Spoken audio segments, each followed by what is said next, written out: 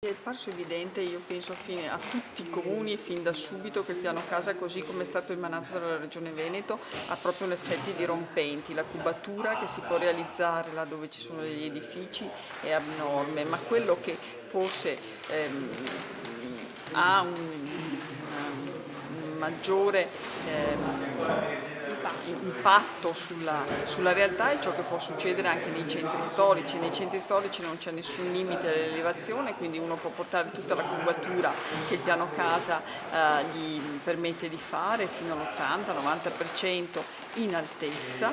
Non spariscono anche le distanze del PRG fra gli edifici, i famosi 10 metri tra edifici, perché in centro storico questo non è neppure applicato dal codice civile, quindi davvero un effetto micidiale sulle nostre case. L'altra grande questione sono i cambi di destinazione d'uso, anche questi non sono in qualche modo programmati, non devono rispettare particolari richieste anche di standard, di impatti di viabilità, eccetera, per cui tranquillamente un'officina può diventare residenza piuttosto che esercizio commerciale.